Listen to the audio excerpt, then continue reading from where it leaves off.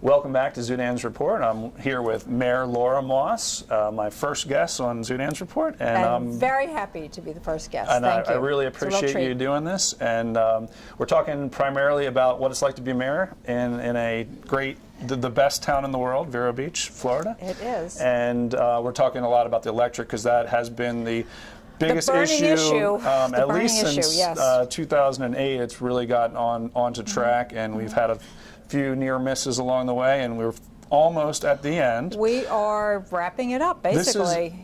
I forgot to leave out the most important part of this whole conversation. Are our electric bills going to go down when this happens? The electric bills should go down, no problem. FPL is more efficient. I mean, it's one of the largest electric utilities in the country. I think it's the third largest, if I remember correctly. It's it's a huge company.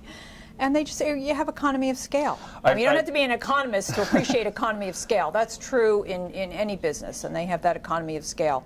And plus, they have the up-to-date technology, as we discussed earlier. I recently heard that the entire community put together is going to save about $16 million a year. Is that a number that you heard? I have heard all kinds of numbers, but. Yeah. I mean, honestly, I talk to so many people, businesses especially, are hurt by this. Yes. Small businesses, restaurants, if you think about it with refrigeration, that's very, very expensive. And air conditioning, yes. We consume, as a state, we consume a lot more power in Florida than other states because of air conditioning, which, is logical, but you don't necessarily think about that. So power, the price of power is a big issue to businesses and residences. It will definitely go down. We will definitely save money.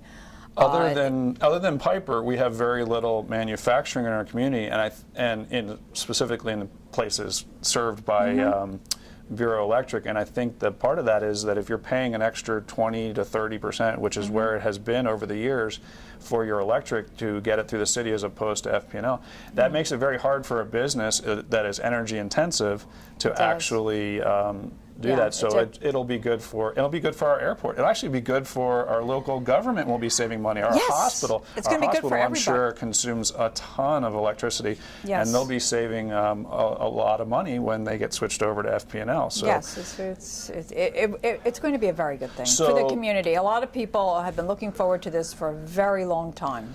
So the community wants it. They voted twice by referendum. Community voted twice. They elected. I came in first out of 6 candidates last year, and I said that was a mandate. Literally, the morning of election day. Was that the most votes ever for a city councilman? Well, I don't know if the most votes ever, but it was pretty high. Well, because it was a presidential year. Yeah. No arrogance here. It was a presidential year, so there was a huge turnout. Yeah. There was a huge turnout. So of course that helped. But honestly, I saw it as a mandate because my position was very well known on the sale for years, having served on Utilities Commission.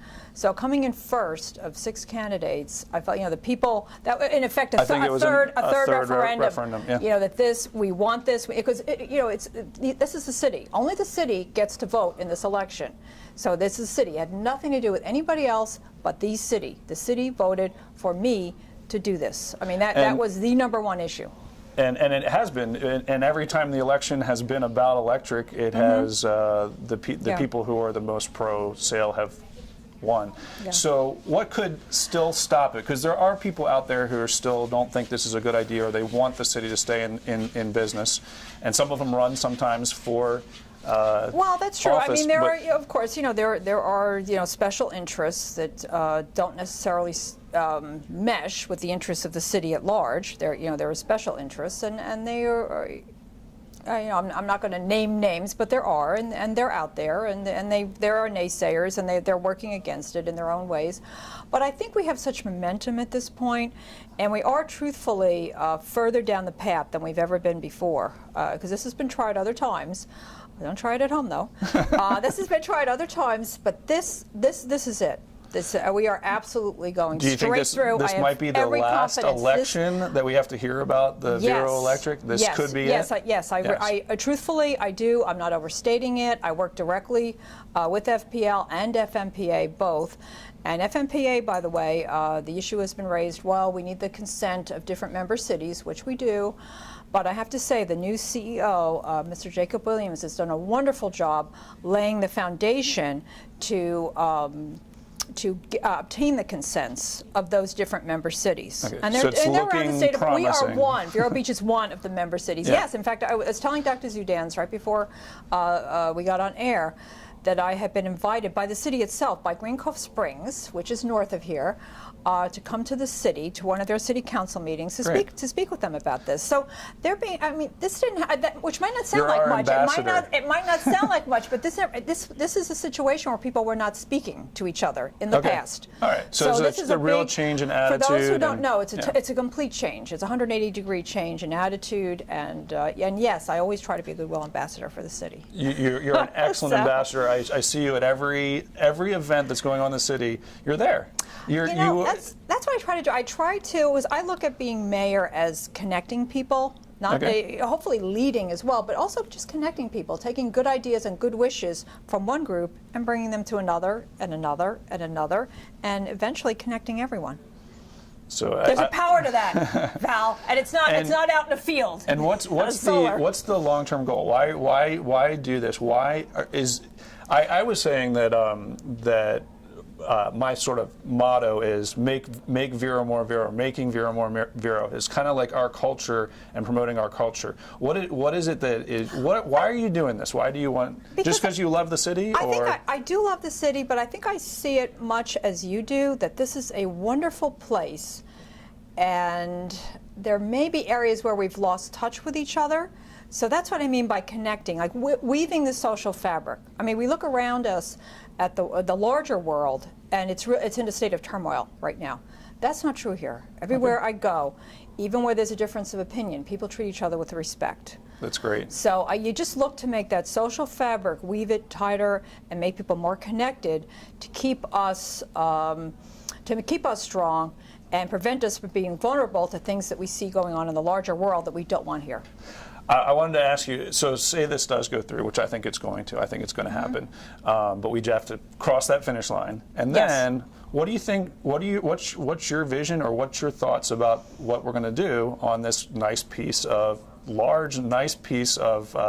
waterfront property, a beautiful area of our city that really shouldn't have had a power plant. I know. We had no idea how important lobster shanty was. And people who know lobster shanty know what I know. We never knew we were going to miss it so much, but we do, because we need to have that public access to the lagoon.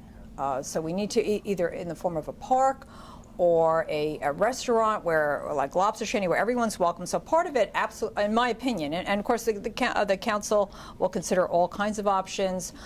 This is a piece of property that, by the way, in the city charter requires a referendum to change usage. Okay. So the public will be weighing in on this. But in my opinion, part of it should be, of course, public access, because it's a beautiful area, and part of it on the tax rolls in whatever form that might take. Perhaps a restaurant, hotel, maybe both. We'll see. But nothing. Is there a visioning process? The height limits. Is there a visioning process? Oh yeah, definitely not above the the 3-story and the height limits.